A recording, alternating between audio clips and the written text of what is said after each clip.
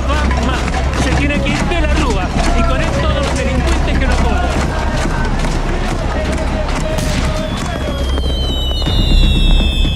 Fueron días muy complicados desde lo social, de lo económico y sobre todo el 19, 20, 21, cargados de una violencia diferente.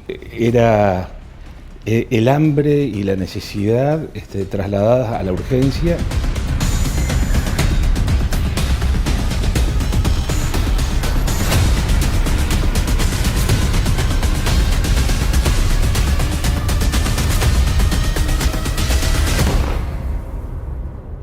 En 2001, en este lugar, el extremo norte de la ciudad, se vivieron horas dramáticas, marcadas por los saqueos y los duros enfrentamientos en la vía pública. Con el litoral, te mostramos cómo fue aquel diciembre.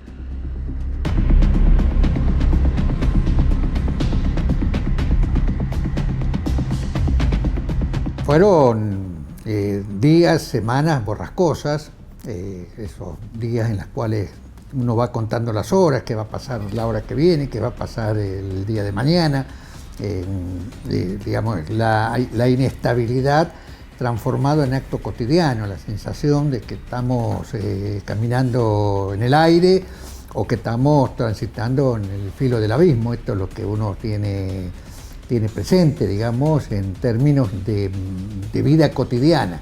Esto me parece que nace en una decisión de Domingo Cavallo, aquella del corralito, que limita la cantidad de extracciones en efectivo a 250 pesos diarios. La clase media que se veía sin los fondos habituales para su subsistencia cotidiana y que de pronto sentía que le echaban mano en el bolsillo y salieron a protestar. Con el corralito se corta todo el sistema informal, porque la gente dejó de tener dinero contante y sonante, o por lo menos le duró muy poco, para pagar aquello que era la persona que le venía a cortar el pasto, el que le venía a arreglar el techo, el que hacía alguna changa, o aquel que, te digo, a veces uno quería dar una ayuda, una moneda, y no tenía, es decir, no había. Y esto provocó esta doble protesta, o una doble situación, el malestar en la clase media y el desamparo en muchísima gente que es el que pelea la plata cotidiana. Lo sucedido tampoco me resultó absolutamente sorprendente. El gobierno de la Rúa venía mal. Desde hacía un año por lo menos, todas las semanas era una crisis. La crisis parecía que iba a estallar, el jueves, el viernes se controlaba, el lunes, el martes retornaba y volvía la sensación de inestabilidad, que se volvía a controlar, pero siempre en un clima de inestabilidad, incluso con el fantasma del desgobierno, ¿no? Esto en algún momento iba a ocurrir, digamos, los desbordes iban a ocurrir, y tampoco a nadie se le escapaba que estos desbordes, estos estallidos iban a ser alimentados, fogoneados desde algún lado, porque esto ocurrió también. De la Rúa cayó por sus errores, pero hubo muchos que lo ayudaron a caer.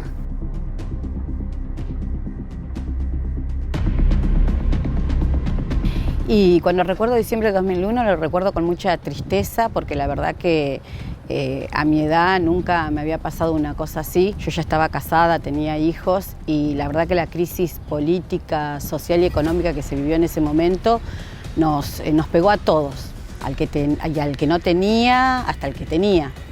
Porque vos imagínate que ya de la Rúa venía con el tema de la ley de la convertibilidad, el corralito, todo eso hizo una explosión que era insostenible, que la clase trabajadora no lo podíamos sostener, y tampoco aquellos que trabajaban el negro, como quien dice, no se podía sostener, las cosas aumentaban, no sabíamos qué hacer.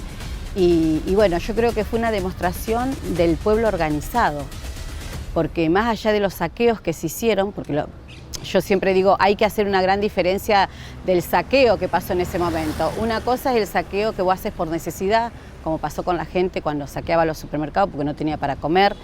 Y otra cosa es el saqueo que hizo el gobierno que estaba en cuanto al corralito. El corralito fue una forma de saqueo. Cuando los sectores concentrados de la economía que tenían ida y vuelta libre de los capitales, empiezan a advertir lo que está pasando, se llevan la plata y los bancos, inclusive los bancos a los sectores acomodados de la sociedad le decían, ustedes pueden salirse de acá, pero los sectores medios no. Se produce la presión sobre el sistema bancario, no podía el Banco Central emitir como emite ahora, y entonces se incrementa la deuda, la desocupación alimenta el sistema piquetero. No estaba el sistema de cobertura social que hoy tenemos, que se generó después de la crisis de 2001, sobre todo con la Iglesia convocando a la mesa de diálogo, estos sistemas en los que inclusive el Papa todavía tiene mucha injerencia y va financiando a las organizaciones sociales. En ese momento los piquetes eran piquetes contra el menemismo. Eso deriva en la elección de la Rúa, pero de la Rúa con una gran incapacidad de gobierno y con una gran debilidad política. Además se le va su socio del Frepaso con aquello de la Banelco en el Senado, queda muy debilitado y no tiene cómo contener esa presión social que tenía, como te digo, a los piqueteros en la base y a los sectores medios reclamando, porque en ese momento el corralito, lo más gravoso fue en el Corralón con Duhalde, pero el corralito yo era percibido como que Cavallo le metía la mano en el bolsillo a las clases medias.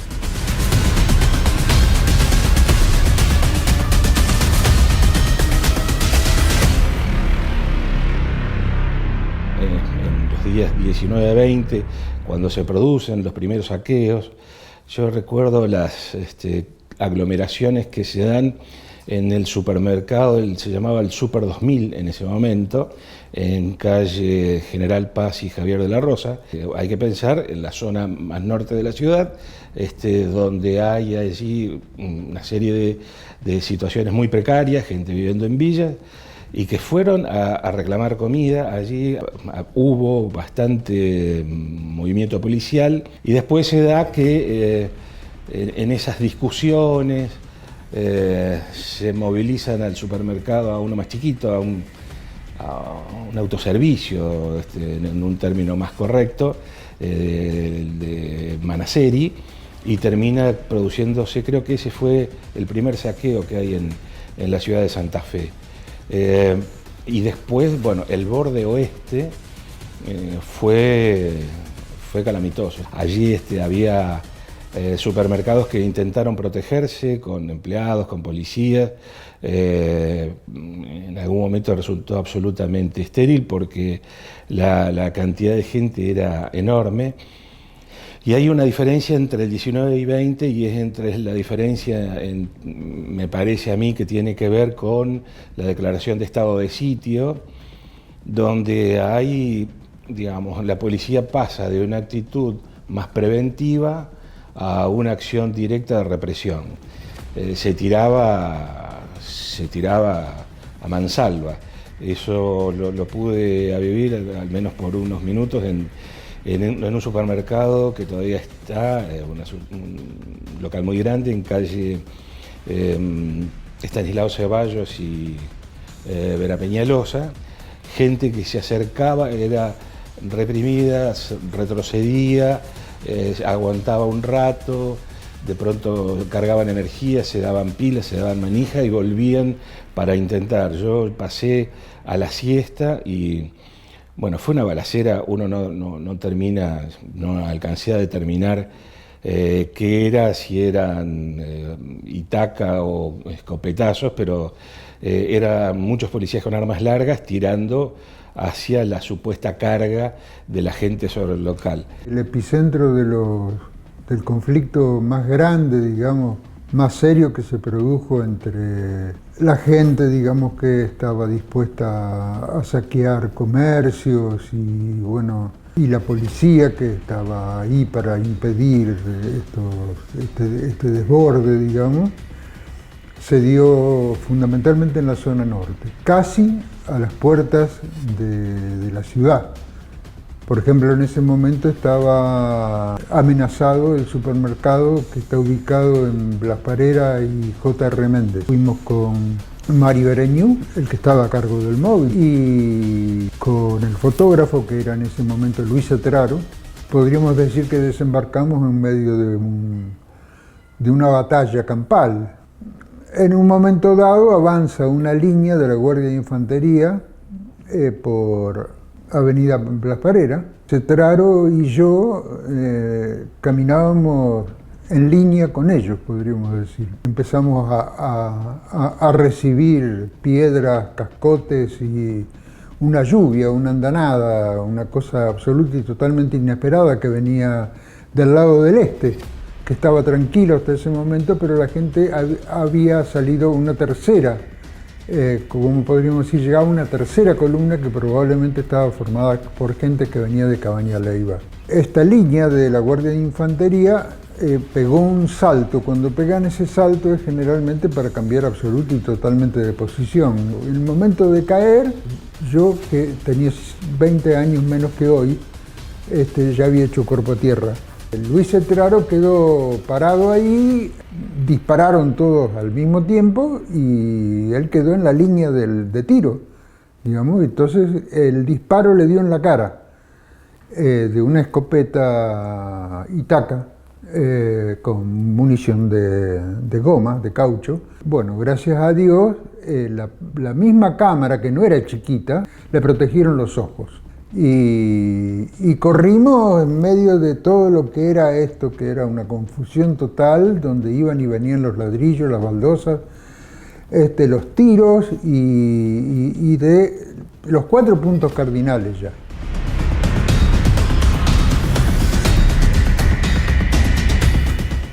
Veníamos de una olla que sabíamos que iba a pasar algo más de lo que pasó.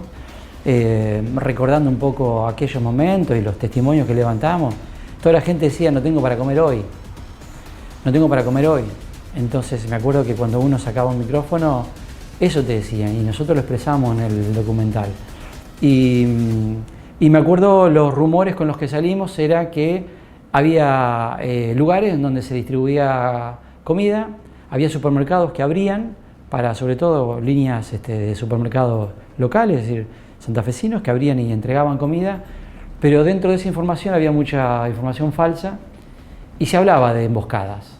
Y cuando gente con hambre, acumulándose frente a un supermercado cerrado, significaba, ya había habido saqueos a nivel nacional, entonces sabíamos que eso se iba a provocar. Así que por ahí lo que se me viene hoy a la mente era también el protagonismo que tuvimos los que estábamos trabajando de alguna forma con una cámara, con un micrófono, sabiendo que lo que estábamos registrando era de un valor documental, histórico muy fuerte.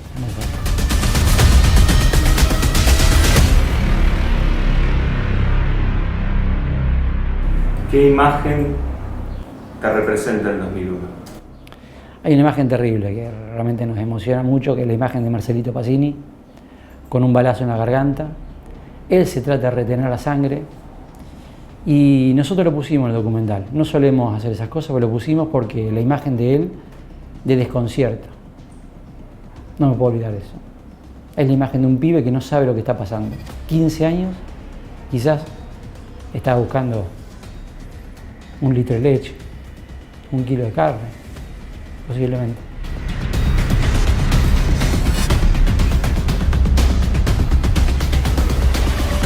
Cuando se habla livianamente de represión hay que recordar esto que fue muy fuerte para todos. Así que digo, esto nunca más, esto nunca más.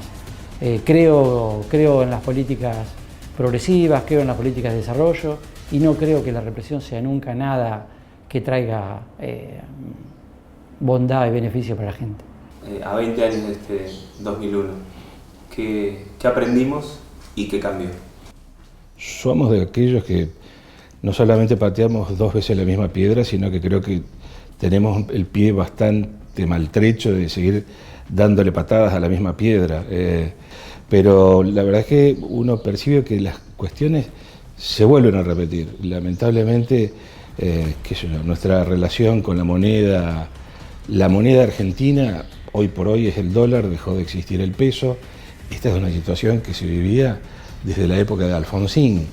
Los saqueos no solamente ocurrieron en el 2001, ocurrieron en el 89, en el 2001, volvieron a repetirse en el 2011. Cada tanto uno encuentra situaciones donde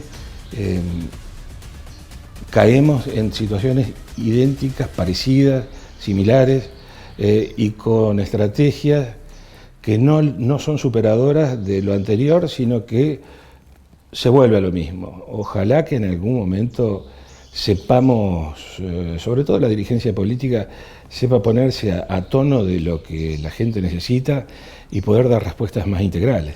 Mira, yo no sé en qué consisten los aprendizajes sociales, ¿no? Hay cosas que se aprenden, por ejemplo, la sociedad aprendió que los militares no son la solución política cuando hay momentos difíciles. Una época que se extendió durante 50 años, se entendió que cuando los momentos eran difíciles había que golpear la puerta de los cuarteles y pedir que vengan los militares.